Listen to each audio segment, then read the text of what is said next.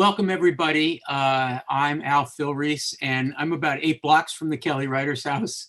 I'm not at the Writers House, but this is a Kelly Writers House program. In fact, it's the Eva and Leo Sussman poetry program, which is an annual program that honors the memory of Eva and Leo Sussman, beloved grandparents of Daniel Morse, who himself is a beloved dad of a number of Morses who have been my students and advisees. And this is the annual poetry program that's made possible through the Sussman Welcome, poetry everybody. Program. I'm Al Philreese. Sorry. I'm about 8 blocks from the Kelly Writers House. I'm not at the Writers House, but this is a Kelly Writers sorry, House I'm running program. In fact, it's the I was running on a delay, my YouTube sound, and I apologize for that. You were in 2 places at once. I was in two dimensions. At once. Yeah. So this program allows for the extended Writers House community to experience the work of contemporary poets. And today we are honored, thrilled, absolutely thrilled, excited to feature for this year's Sussman Poetry Program, the one and only Jake Marmer. Hello, Jake. Welcome. Welcome. This is so exciting. Thanks, Al. This is Jake Day here at the Kelly Writers House. So what's going to happen after my introduction, which is going to be very brief, is a 35 minutes roughly of reading. Jake will be, I assume, entirely or primarily reading from this book, which is Cosmic Diaspora. It's a new book that is published by Station Hill Press.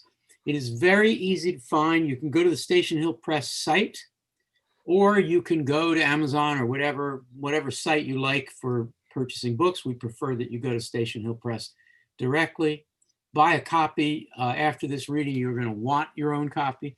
So Jake's going to read for about 35 minutes, and then for about 25 minutes, he and I, and maybe a little longer, he and I will talk. I'll have some questions for him, and this is my chance to say to those watching by YouTube that throughout the reading, not just during the Q&A, but throughout the reading, toss out into the chat space there by the YouTube video player your questions, your comments, your expressions of excitement, whatever it is. I mean, Jake's poetry is the kind of poetry that will stimulate you to make comments, just to say stuff. And Jake himself is going to, at certain points, urge you to do that. And we have Anthony Lagana and Rachel Dennis of the Writers House staff who will be not just looking and transposing some of these questions and comments to our own chat space in Zoom, but they'll also be sending you some links and things from us to you. So Jake Marmer, poet, performer, educator, whose ecstatic interstellar collaboration with John Schott on guitar and Joshua Horowitz keyboard has produced a new album of poetry, jazz, klez, avant experiments, a record. He's got it right there. Hold it up. A record, a new album. The record is called Purple Tentacles of Thought and Desire.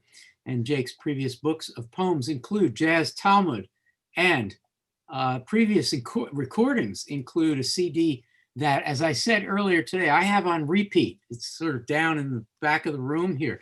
Hermeneutic Stomp, I highly recommend it. And his brand new book, I think published this very month, is Cosmic Diaspora by Station Hill Press. We have spent the day with Jake.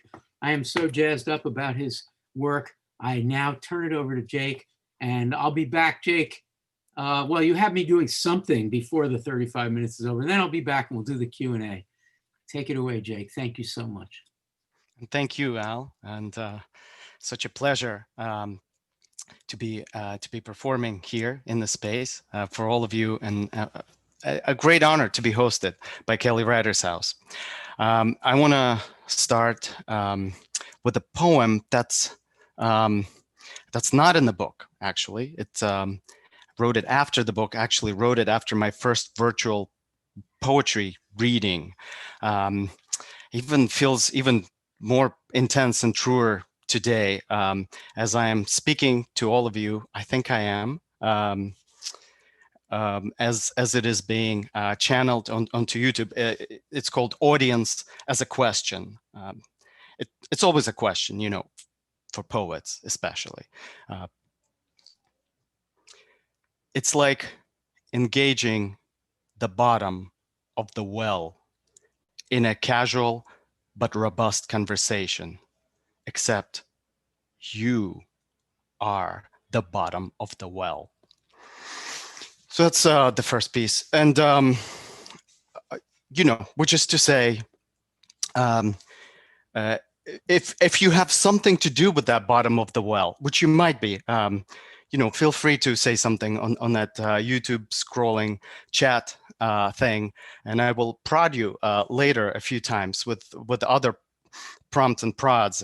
It's a little hard for me to look on to YouTube because then like 2 time dimensions at once, like I'm on this screen and that screen, and I'm like, yeah, in both places at once. It's kind of intense, and it's all me. Jeez, I would love to see all of you live, but anyway, we'll roll with this system. And this is, as Al mentioned, my book Cosmic Diaspora. I'll read a bunch of poems from here. The main opening part of the book are these. I'm describing these immigrant sci-fi poems with a shadow or a sprinkling of Jewish mysticism that's in here. So I'll read mostly those poems, at least in the beginning. And I'll start with the first piece, which is called Anima.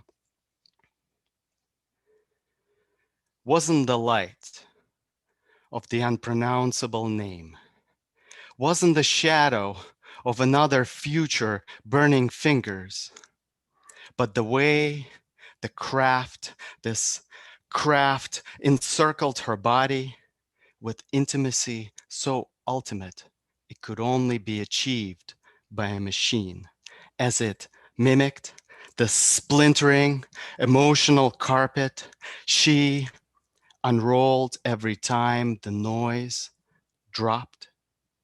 And for 8 seconds, she was utterly alone, and as all space settlers, ritualistic about this knowledge.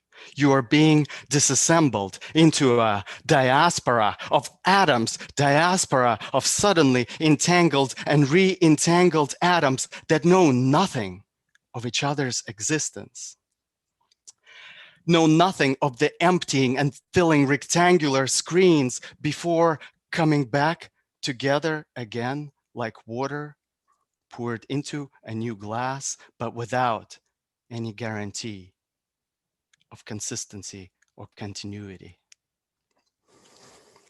Thank you. And thank you to Modpo crew for spontaneous appearances there. You know, I just, in general, I really don't love when poets give background to their poems. But I feel like this piece really needs some background. So I'm going to give you some background. Yep, there it is. This is the background. I was talking about, you know, which is very appropriate here, you know, being green and a little bit red also. So this next poem is called Turbine. And I just got to get my the right gear for it. Here it is. All right. Great. Turbine. I'll freely admit my education was a forgery, ma'am, especially the grad school. I use scholarship funds to pay off those who tamper with the records. They lawyered me out of my alien appearance. They lawyered me out of my alien clothes, but could not fix the damn accent. Agree with me, as you must. Records are the eggs laid by the universe itself, and all of those composing, and all of those tampering. No, it's not a conspiracy theory. I am the living proof. I am a record in conversation with its own mutation. Didn't do it. to possess worlds, didn't do it to exploit the bodiless. What drives me is fugue, not orbit. Space as counter narrative, space as green backdrop counter narrative to what I found within. It's a form of vaccination against the virus of my own shitty origins. Wasn't meant to be a hostile takeover. Teaching, especially TAing, is as menial of a job as you can get on a spacecraft. Seriously, 4 hours a week, just an office hour, just a thread hanging in the abyss. My mind stayed in the corner of the crew's collective dream at liftoff. And when I rejoined, when I started deregulating, when I started mumbling over the records of others, hanging on and commenting on the threads of others, it was a mere impulse. It was a naked thought I could no longer control when hacking becomes mysticism. When mutation is imagination's only genre. The stars in jam in the vacuum of pure guilt. Had our consciousness not gotten so intertwined, we'd call this a tribunal, but isn't it a burning turbine? This ship, this craft is made of them. Thank you.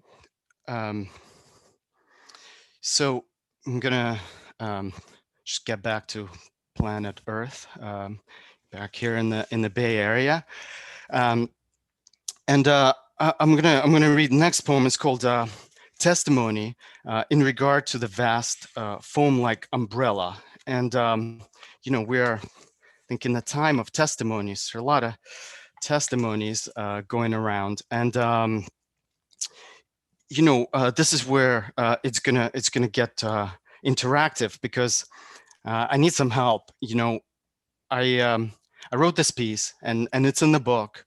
I even went on record with it. You know, literally, it's just, there's like a jazz klezmer recording of it on a CD, but also on Bandcamp, like a version of it with a cool Romanian groove underneath, and it's about somebody giving a testimony. But the thing is, I'm not sure if this person giving a testimony is guilty or not. And it bothers me. It really bothers me. Every time I read it, I kind of waver back and forth. And perhaps, you know, you out there on the other end of this stream could pitch in as the poem goes, or at the end, and just say something. Again, I can't really you know, react in the moment to what's going on in the stream, but maybe we'll talk about it after the reading. So testimony in regard to the vast foam-like umbrella, and you guys please you know, judge this character. Some call it theological equivalent of money laundering. I take issue with that. Look, gravity is contagious.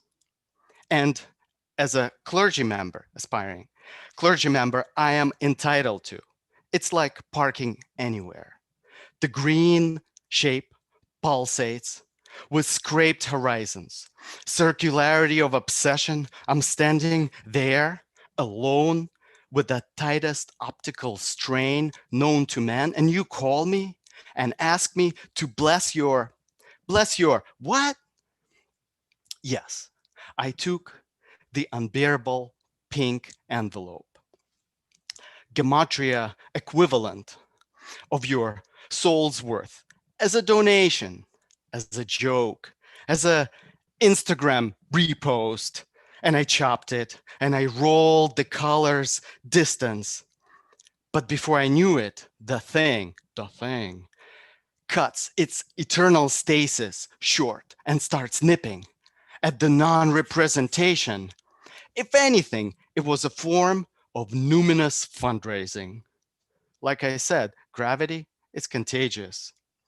So when the beam gave out, as a thigh might at sunrise, I was barely surprised. There's no need for it, really. I kept saying over and over again as the custom goes, but everybody else was already at the bathhouse, dunking, just because you're being extrapolated. It doesn't mean you can be. It doesn't mean you can be. It doesn't mean you can be having a ball. So this is testimony. You know, they say poets, the unacknowledged legislators. Shelley said that. You know, poets and secretly poets, if you want to just legislate, let me know about this character. I'm trying to figure out guilty or not guilty. Yeah, we'll take any advice. And in the meantime, I'll just say, you know, one of the things that attracts me specifically to, you know, sci-fi as a form for poems is, you know, these characters that appear in sci-fi writing, these characters that really don't have the same rules or responsibilities as you know, humans do. And so they really don't have to resemble humans very much. And so they can be outrageously, you know, dismally despicable, but also, you know, just wonderful, incredibly brave or kind or, you know, postlingual or honest to the max. So, you know, the voices of these kinds of aliens, you know, show up in these poems and the ones I've read and perhaps in this one as well. So I'm gonna read a poem written in a somewhat different voice, also just a character. And what I'm realizing about this character is that this is a poem called Circle Maker. This character's got a title because the poem has a title. It's called Circle Maker, but the character does not have a name. And you know, I think people have tried to name this character just before me, long before me. But this character could use a name. So as I read this one, this Circle Maker, if people have thoughts for the Circle Maker's actual name, you know, feel free to lay it down. I'll use it at some point for sure. It would be illuminating. So Circle Maker. Vocabulary of nothing but light. All of its metaphors, self-referential. Without footing, without funding, without even other boxes on the screen or a mute button or a party publication, without grammar, without ideas or things, it reads light. So closely, nothing is recognizable. But how else do you accommodate the unfolding of it all? I know all of the laws, it broods, all 613 of them, to say nothing of regional superstitions, but none of them seem to apply to me. I once invented an ideal compositional form, at once the inside of the womb and the loophole, coincidentia and enjambment, but the form's contours shattered like a Lurianic carafe, and the energy slithered off into its own side project. And this is my only origin story? What bullshit! Curtains draws it open. A sentient being, pure space wave. It dreams of somebody invisible, somebody somewhere invisible to talk to. So yeah, that was Circle Maker. So again, if you have thoughts, you know, what to name this character. I think this character needs a name. We all need it. Okay, I want to read a piece called Warp Soliloquy. It's another one from the sci-fi series, and this one has an epigraph from Ed Dorn's Gunslinger. So it starts with an epigraph and then goes into the poem. His head is a spasm of presyntactic metalinguistic urgency. I am the poster boy on this here frequency of asteroidal backwash and diversions that chipped off of the final warp. I am the scrapes and the number of genitalia renditions that nobody will ever get to the bottom of. I came here to render myself. I told everyone who followed the link to a show expecting comedy, but just kept popping in and out of a box. Where there are solids, I said, there are treasons. And the silence of Jupiter is the biggest fossil record in my book. Call it voided contract. Call it the void's contractions. But to overhear boss footsteps and change tracks, to repurpose your mind as if every little space journey is another Babylonian exile, that's how everyone one day will land in the nowhere we call the president. I heard a voice say, Jake, don't let the poem's critical mass hijack its vanishing point.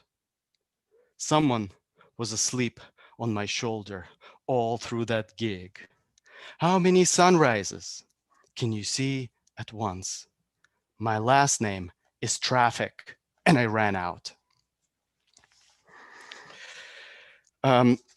So want to read a little bit of something else, and you know, this book, this new book, Cosmic Diaspora, it has you know, these sci-fi poems I was reading, but also a few other things, including a section called transcriptions, which I wrote when I was mostly living in New York and going to a lot of concerts, and trying to really understand the phenomenon of improvisation and the effects that some of that music had on me. And I try to imagine if there was a score, an improvised score, what words might it be distilled down to? So, there are a few of these score poems. Here's an opening one that I want to read. It's called Transcription Number 29. Who we are later, backseat drivers inside someone else's prayer, suddenly attuned.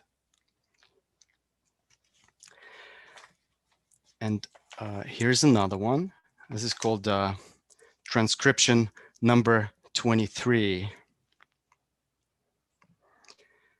The Eternal Suitcase Trio, post-Hallelujah Brooklyn crew, let the harmony end, they say, where your cheers begin. Spine, camera, jerky panorama, shadow side of enthusiasm, twining, tightening speeds excess over warm excess, plastic ruler of all things, admitting its own dimensions, naked in front of a blue mirror, finally, fanatically, with its hands raised, waving. That I don't know about, but I heard. Hey, we all heard it from the horse's mouth. So these are some of the transcriptions. So for the next poem, from yet another section here, I'm gonna ask Al to join me and help me out a little bit, call and response style. So Zach is gonna bring Al on. Al, Hi, Jake. thanks for agreeing to help me out with this poem. Absolutely, my pleasure. Okay, so we're gonna read a piece together, and this piece is called "Please Don't Panic at the Disco." Please don't panic at the disco. I will. I'm gonna panic at the disco. Please don't panic at the wig styling contest. Oh, I'm gonna run out of that contest with my blonde wig tips flailing in the wind. Please, please stay cool at the cellophane philosophy lecture. It's streamed on YouTube. I'm gonna lose my shit 3 seconds into that lecture. Please don't panic at the bris. Please don't panic in the middle of a religious experience. No panic, no transcendence. If I am not for my panic, who am I? Please don't panic at the deportation picnic. I might choke on my refugee accent all over those picnic clinic tables. You're panicking inside a misplaced meta confectionery poem. The voice of the author says, I found the source of my panic and will now remain calm as a Jerusalem cigarette, but in the wrong wall and at the wrong time. Please don't panic at the disco. I am the panic of your disco. You drawing a closed door in the middle of the sky and anthropomorphizing that too. You can't put a cactus up somebody's rump just to get him dancing. I am your alien panic with nowhere to go. I'm gonna crawl inside your pop song. I'm gonna crawl inside your pop song and sing my heart out.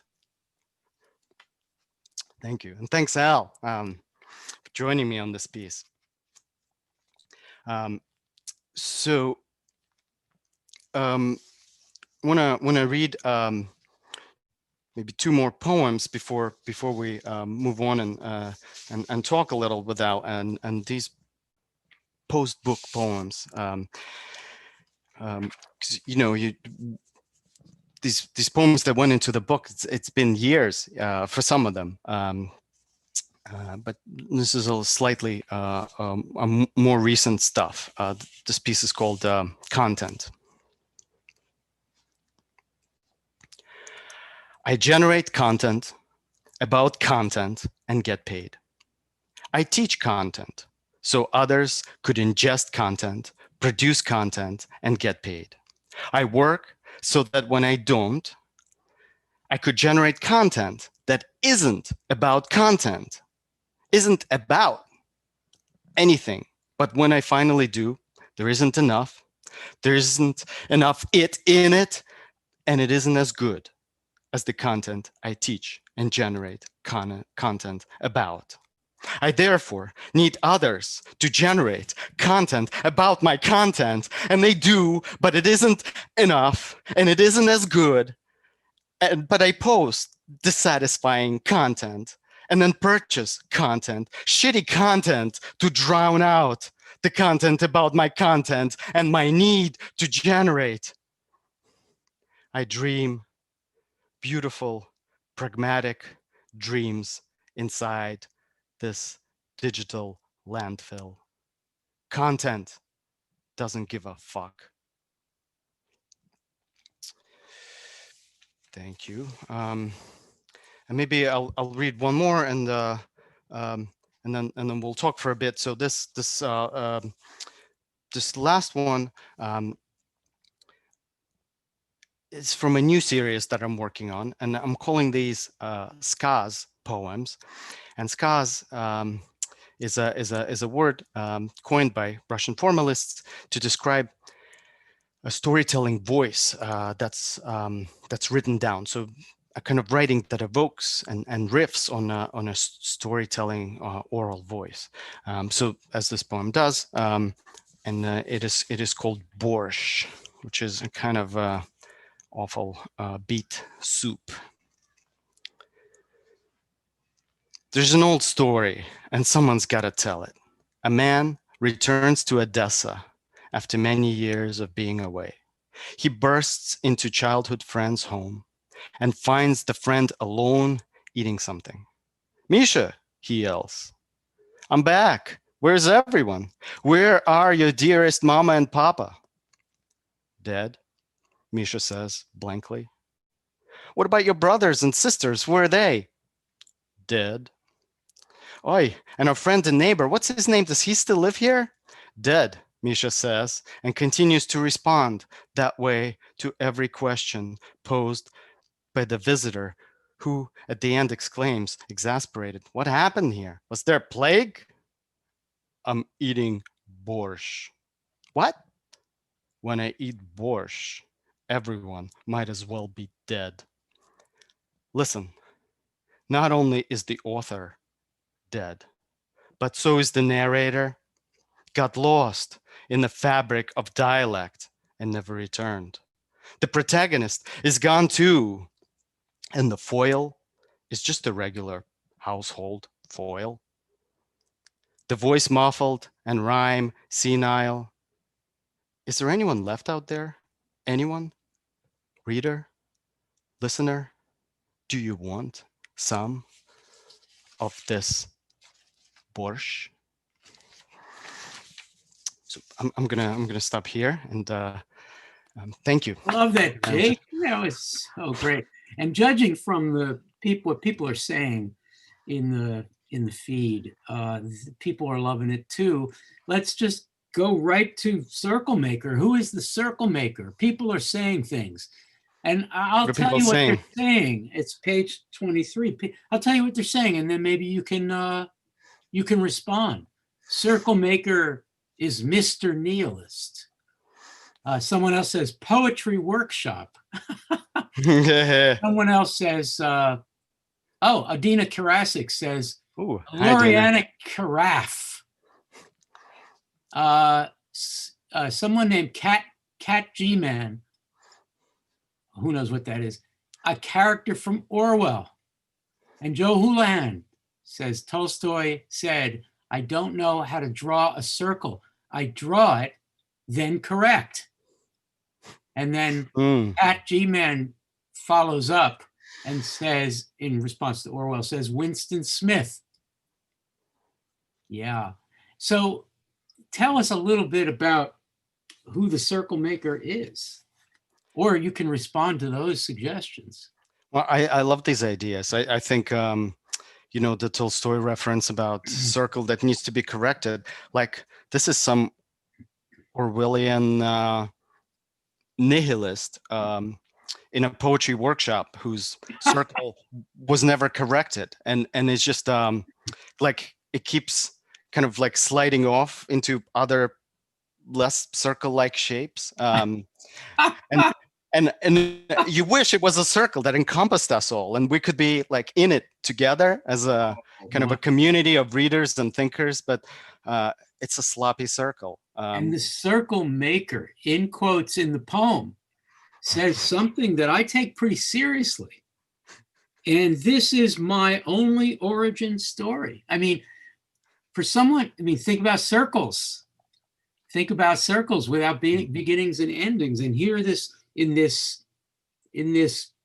clearly the Circle Maker is not your favorite character. And yet they say, this is my only origin story. Can you translate that line into plain, unironic English? Why, you think it's ironic? You do think it's ironic. I don't. I think, origin stories are always difficult and annoying, and there isn't enough of them. So you want to have, or I certainly crave, origin stories.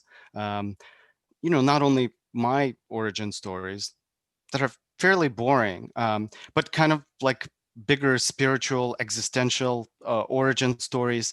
And there's just not enough to explain things. And perhaps this character here, this poetry workshop nihilist character, is complaining about the same thing. Like, this is it. This is the explanation of my origins, and that's all. And that's all I got. And I'm Oh, creating it. Like, I'm the one laying it down, and yet it's just like, it's so unsatisfactory. That's so great. Listen, in response to borscht, one comment. Sure. From Jane Aiello. Jake, the original beat poet. Gotta love that. And Jason Zuska, whom you know very well, Sure. feeling very content. This is a great live online reading. Pop, awful. Borscht is the best. Pink. That's Jason. I guess it depends on who makes it. You know, or yeah, depends on the recipe. I've had some pretty awful borscht, but you know, it made it into a poem. So Yeah. you know, that's how. Jayla Rhodes, Jake. Jayla Rhodes has been watching since the beginning of the reading. Asks if you would say a little more about your process of creating a new reality, since you're borrowing from the sci-fi genre. You're mixing avant-garde poetry, musical poetry with the sci-fi tradition. Mm-hmm. So is there a new reality? Do you get bonus points, new reality? What's going on? What happens to you? You were already doing a lot of new reality, I would say. Yeah, thank you. I think that's a great and a really kind question. I think I've experienced, you know, just as an immigrant, I've experienced some major reality shifts, and knowing kind of viscerally how much a reality can shift around a person, I guess has kind of informed me, and also I think in part, you know. Like my personal immigration process. Like I've lived in the States for quite a few years, but the process from, you know, arriving to actually being a citizen took me an incredibly long time. I don't even know, 15, 16 years or something. It's a really long time. And somewhere towards the end, you know, I received the status of being a legal alien. So, and you know, and I'm grateful for having that status, but you know, the terms of belonging are so harsh, so difficult, you know, and harsh in general. And here, and I think just like incorporating them into the fabric of life is a task. It's difficult, and it has to do with you know, an urge to reinvent a reality. And you know, maybe one more thing to mention is where I live now for the past bunch of years, which my partner Shoshana is working at Stanford University on her PhD, and so we're living on campus in the Silicon Valley, and things are trippy in the Silicon Valley. There are things that I seen here that I did not see before. Like at some point I was at the library, and this like remotely operated librarian machine came to me and asked me like if I was doing okay, if I like needed something. No. It would like, yes. There was like a camera on top, and it was just like operating, and it rode by me and asked me questions. It was you know, weird. And there were self-driving cars, and you know, there was like a security robot at the shopping center that bumped into my son the other day. It was like, instead of you know, RoboCop, it's like RoboClutz, and it's just like this reality of a strange machinery all around.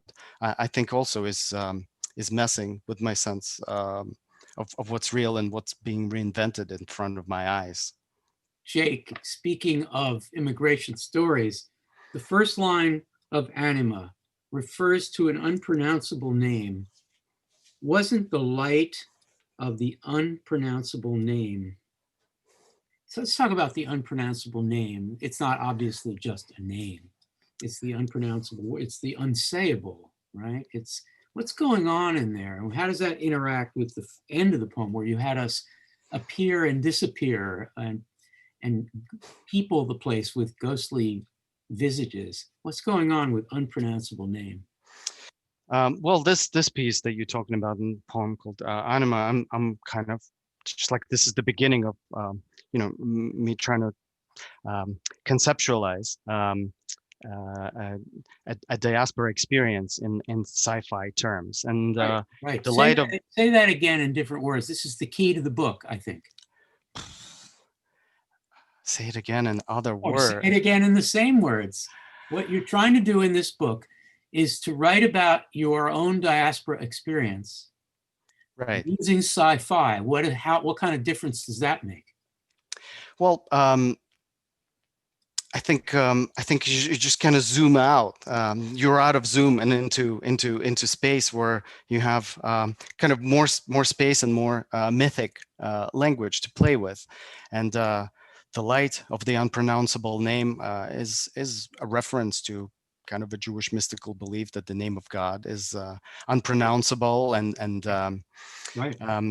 or forgotten, or nobody knows quite how to say it, but it's, you know, it's a riff, I guess, transformed riff, and that light, that unpronounceable name is perhaps a craft, or maybe speaking or writing is a craft, or like, so the spacecraft is a craft, but also the thing that we do is a craft, and you know, just the mystery of all of our connections and encounters. The mystery of our connection right in this moment. You know, we're talking, and other people are also whose connection I sort of sense and feel, who I know are watching this, but I don't quite know, but I feel it, like, viscerally. So these are some of the things, and being apart, but then coming together. You know, thinking a lot about that, especially now, like we're so apart, all of us right now, separated into our, you know, working spaces or living spaces, into our rectangular boxes on the screen, just waiting to come back. And is it going to be the same? Norman Fisher has an epigraph in your book, and this somewhat follows from what we were just talking about. I'll read the epigraph, and would you Sure. either try to explain what Norman is saying, or maybe just say why you included it? Or does my sighing against the floorboards merely signal the final end of gravity? What a thing. With 2 lines, yeah. I mean, I used a few different epigraphs, and they kind of like flow through as almost their own poem, and yeah, I just love this, the final end of gravity. I don't think Norman meant it as a like a sci-fi comment. I think it's very much an existential, almost spiritual comment, sighing against the floorboards, maybe having some kind of a breakdown, maybe just living and staring at the floorboard, and having maybe being liberated from gravity somehow, whether it is with thoughts of death or thoughts of poetry, or just for a minute forgetting your situation and the floor, and responsibilities and nagging needs, and for a second, you know, just feeling this end of gravity that Yeah. that comes through a sigh, like a liberatory, almost like prayerful moment. I think Norman would dig that a lot. You just have to feed back to him that you turned it into sci-fi. I'm going to read Jason Suska's recent comment, and I would love for you to respond, especially to the last line. Empurpled circling of tight borscht belt, planets ring, sorry improvising. I more beat and dill less cabbage. Whoa, and here comes, isn't sci-fi always a tale of diaspora? Yeah, absolutely. Wow, thank you. That was whose comment was that? That was Jason. Jason. Oh, Jason! Wow, beautiful. Thank you, Jason. What a beautiful riff. Thank you. And I absolutely agree that that sci-fi has often been a genre that lends itself to various diasporas and marginal people's experiences.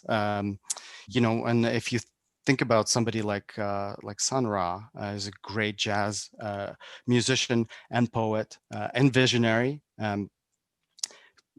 who And I Samuel guess, R. Delaney as well. and Delaney, yeah, you know, who I guess you could say originated the Afrofuturism in America. You know, that's a terrific example of where sci-fi went, and the way that you know, they imagined this kind of a deep, profound, inclusive, different, new kind of a future where things and relationships and entanglements could be completely different.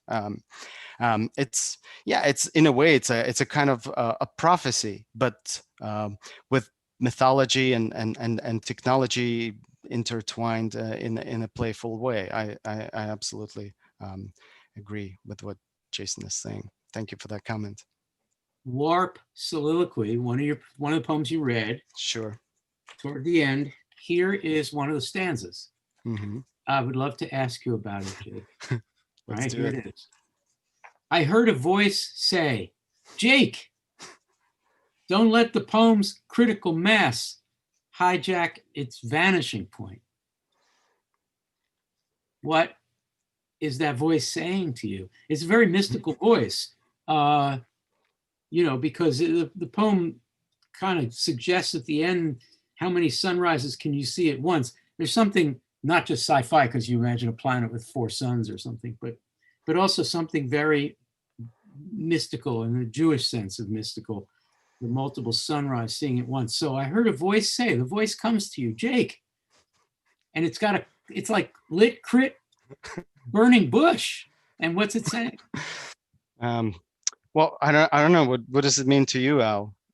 No, you're not going to do that to me. I mean, Well, okay, I'll tell you why I flagged it.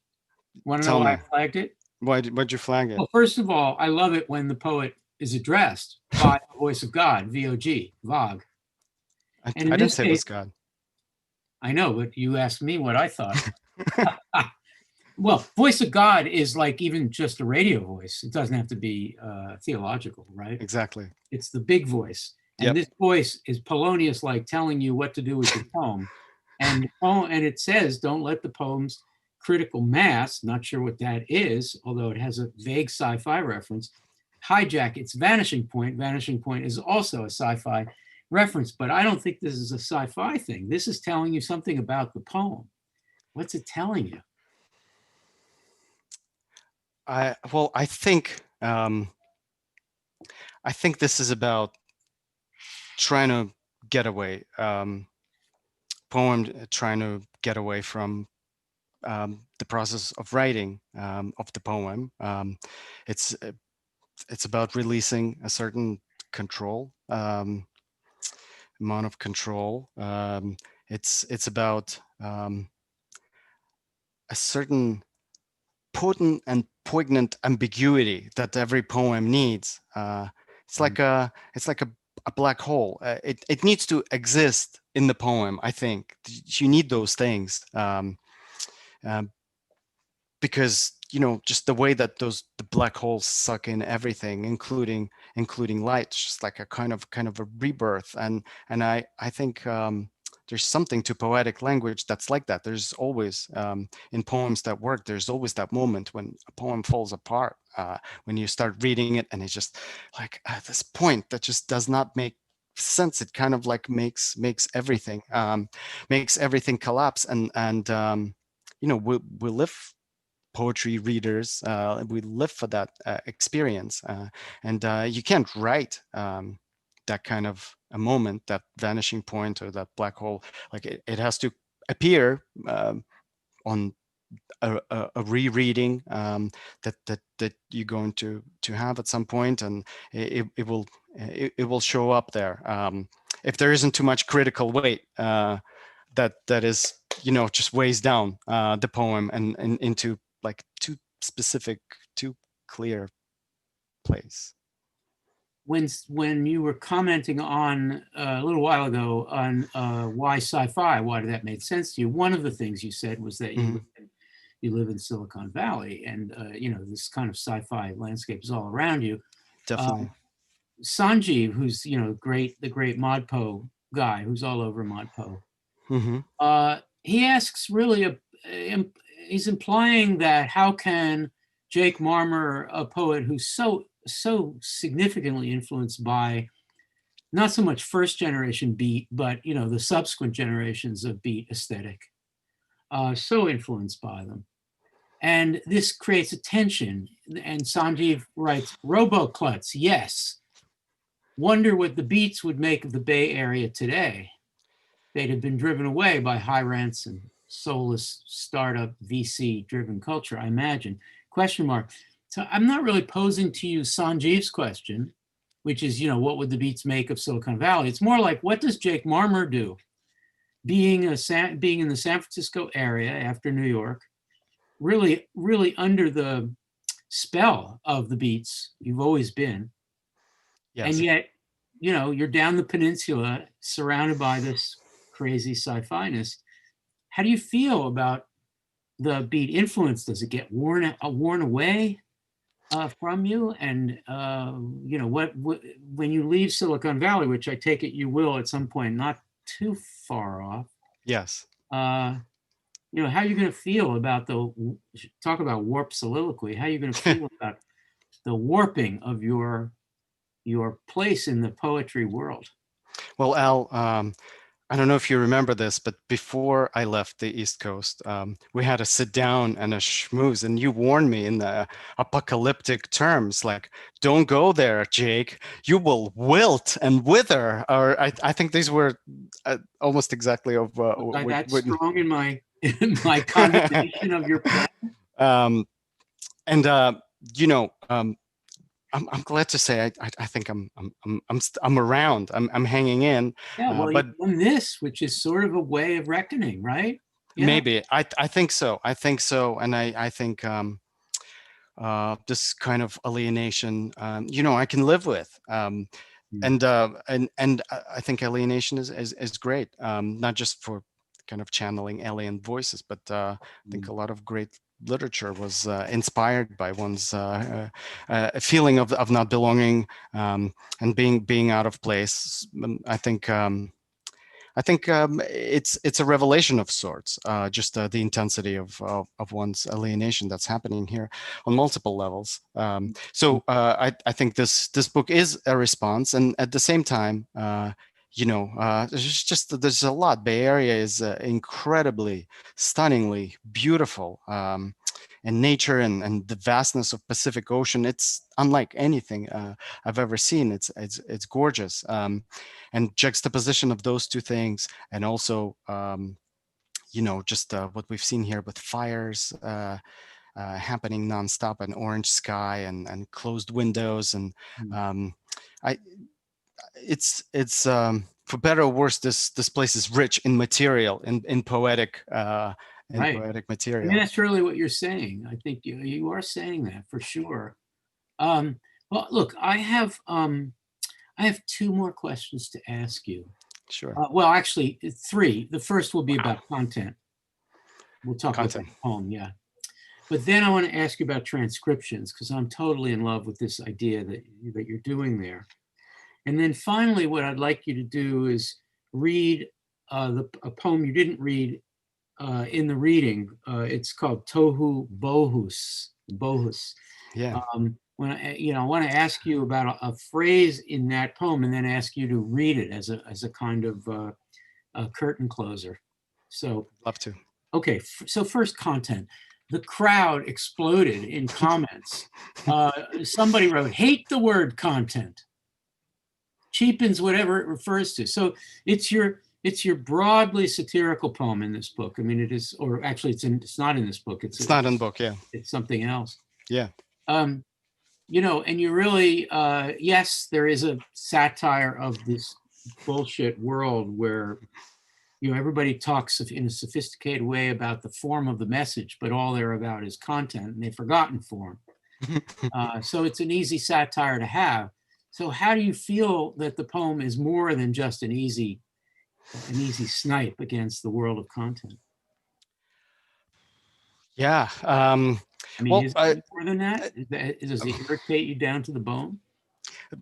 That word content, yeah, I think so. It's just like it feels like just like it's decided it no longer has meaning, and it is just like a certain goo that just gets posted and reposted, and it feels so absurd, like these little bits, these little thoughts that are so disembodied from us that get posted somewhere, and somebody lets you know that they like for whatever reason, and then gets reposted, and somebody else riffs on it, and it feels so utterly disconnected from a human. Then it just feels like a cycle of of of gray matter, dark matter that just gets passed along and along in a meaningless way, and everything gets included in that content, even poems, and even trying to get away from the pressures of content and doing content for work purposes and whatever other purposes to get out of the content. Yeah. Can we riff, you and I, right now on what it means? People are really interested in this, not in our riffing, but in this problem of content. Yeah. I mean, I'll start. We're talking lightning round here, just riffing. So for me, content is everything. People mean content when they refer to form and content. Your turn. Content is not being content with just a little silence. It has to be a reverberation of something that's bugging you and needs to show up and be a sign in front of you. Yeah. Content is work. People use the word content to describe work, which of course in the information age, other kinds of work, putting some brick down. Somebody just was working on my house with some, that's work. That's not content. But so many of us don't do the kind of work that can be called anything other than content. Your turn. Sound bites, guts, viscera, building blocks that add up to something that pushes buttons and evokes reactions. One more each. This past summer, I was posting to Instagram. I don't know why I got on this thing where I was posting to Instagram photos of people sitting in golf carts, but not people who were golfing. So in other words, just people who use golf carts to do things other than golf carts, just cart. And I stopped doing it. And somebody commented, more golf cart content. Oh, man. And I thought about what content means in that context. I mean, think about it. I had this thing on Instagram, which is not really content, about people using golf carts who don't play golf. And somebody decided to use the word content in relation to that. That struck me as calling content something that is the furthest thing from content. All right, your turn. I love that. That's hard true, to follow. I was not bullshitting you. That's true. All right. I love it. The last one, content. Okay. So sometimes in a shared social media space, and I don't want to come down on it, like to be one of the haters of it, but sometimes people share fairly private and vulnerable and difficult and sincere things. Yeah. And they get posted, and just their tangibility of them being posted on the page, them accessible through a scroll, people sharing testimonies, personal testimonies, difficult testimonies. And this is just one item on my scroll that could be right next to advertising. And it just feels like a flow, content. Content is an evacuation of content. That's what you're saying there. Yeah, I mean, there's a lot of poetic material here. There's a lot of material for poetry in the evacuation of content, really. And in terms of testimony, let's just stay on that for 1 sec, and then we'll turn to transcriptions. Testimony in the 20th century Jewish sense is, bearing witness. Yeah. It's reporting, trying to describe something that is horrific and indescribable. And when testimony becomes, let's say, confessional poetry, becomes an analogy in confessional poetry, content takes the heart out of testimony, because testimony isn't really about what it's saying about life in extremity. testimony is the fact of giving testimony. It's all formal. It's form, it's art, it's aesthetic, it's process. And when you make testimony confession and becomes content, you lose the whole value of someone bearing witness. Yeah? Yeah. I mean, could say that better. I mean, I'm reading now a memoir that's coming out. I think it hasn't quite come out yet, like literally on my bedstand. This is by Jean Davy, and it's called Under the Dome: Walks with Paul Celan. And you know, people have this. I know that book. Yeah. Yeah, it's just I don't think. I think it first came out in French. It's been around, I thought. Yeah. Yeah, Rosemary Waldrop translated it. It's about to come out in November. Okay. A beautiful book, and you know, people talk about Paul Celan, you know, great poet and survivor, as somebody, you know, you would walk with in silence, and that silence was more meaningful and profound than anything anybody could say. And of course, like all of the content of walking next to Celan and witnessing him and witnessing his silence, I think that is as much of a testimony as anything, as any words could amount to. Sorry, we must maintain venues, processes that allow that to count as content. We can't eliminate the way in which, the means by which that can count as content. We just can't. Before we turn to transcriptions and then the reading of that Tohu Bohu's poem, I just want to convey hellos from Bob Smolkin. Congratulations. It's been a long time, says Bob. Hey, Bob. There you go. And Hank Laser is around too during this reading. Oh, very pleased. So let's talk about transcriptions. It's a really complicated idea. Most people think, okay, I have music, I transcribe it into poems, or I have a painting and transcribe it into a poem, right? Or, I don't know, transcription suggests a retelling. But what you're doing is very interesting. You are imagining a score that these poems are transcriptions of. Am I right? Yeah, that's what the hell? That's well said. Well, you know, I guess the way that it works with improvisational music, as I understand it, is you know, jazz composition. There is a head, like this bit of melody that gets repeated in different iterations, and improvisation is based on it. So I wanted to write like poetic heads like that, just imagining what those heads might be in the moment that I was playing, like these sorts of ideas that could get unpacked, you know, hoping that in different situations I myself could use these poems as you know, something to improvise on, to like mix into another poem, or to start with it and then just iterate it, and with other musicians to kind of riff and insert moments of improvisation into that kind of like a nugget of a beginning, that idea as it exists in words. Ever so simple is the wrong word, but so basic as to have been the imagining of a score of music in your head that you were transcribing, or was it not that direct ever?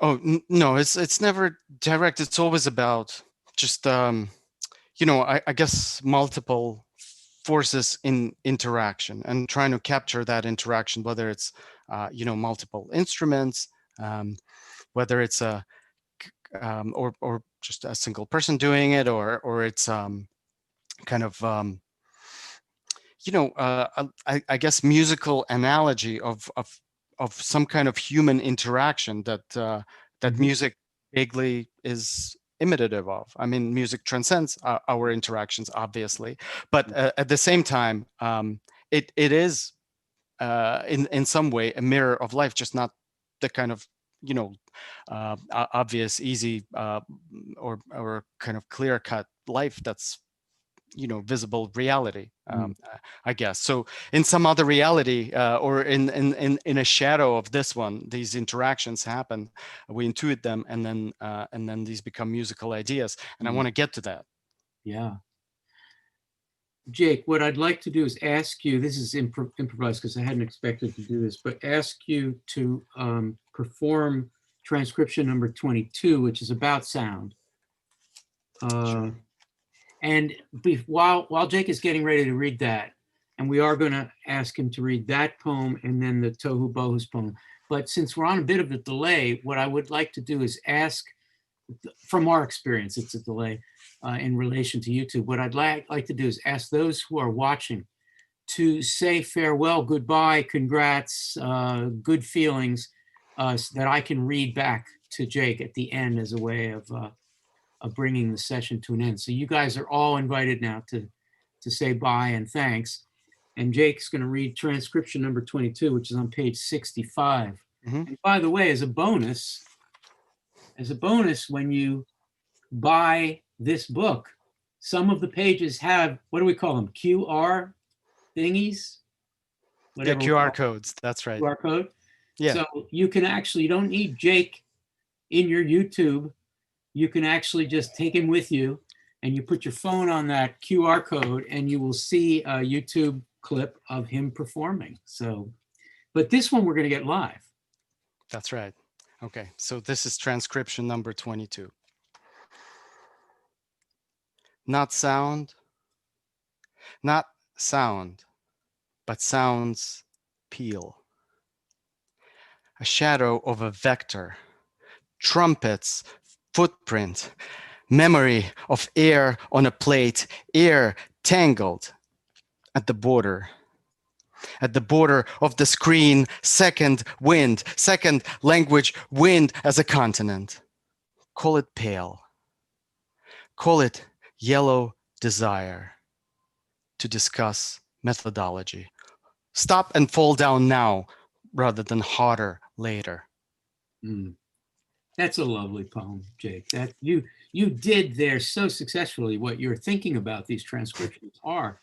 Thank you. So now I'd like you to read on page 21, Tohu Bohu's, Yep. however that's pronounced, Tohu Bohu's. Tohu Bohu's. It's based on Chip Delaney, and it has my favorite phrase of the day in it, harm to harmony. Harm to harmony. So this will be the conclusion, and the folks in YouTube are already thanking us and saying goodbye. So I'll read some of that to you after you're done. Wonderful. Thank you. And thank you, everybody, for tuning in. And thank you for your comments and interactions. So this poem, Tohu Bohu's, is directly inspired by an image from Chip Delaney's, Samuel Delaney's book, Nova. He's an incredible sci-fi writer who has appeared and read at Kelly Writer's House, right, Al? Yes. He was writing about this band called Tohu Bohu's. Of course, the phrase Tohu Bohu or Tohu Vavohu is a biblical Hebrew phrase describing, from the story of Genesis, describing the primal void. So when I saw him, like, imagining a band called Tohu Bohu, the Tohu Bohus, I really wanted to imagine, well, what do they sound like? Folks, it's in a book, but on this record, which is on CD but digital format too, on the Bandcamp, on our Bandcamp website, that piece is in there, and my band, just fabulous musicians, John Schott and Josh Horowitz, they are trying to imagine what that futuristic band sounds like, and trying to replicate some of those sounds. Okay. So it starts with a quote from Chip's book, Nova, and then goes into the poem. The intelligentsia had accepted the Tohu Bohus as legitimate music.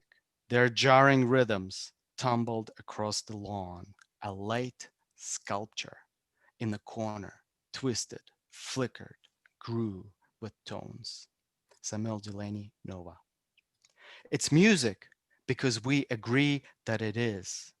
Invisible horn, vomiting black light.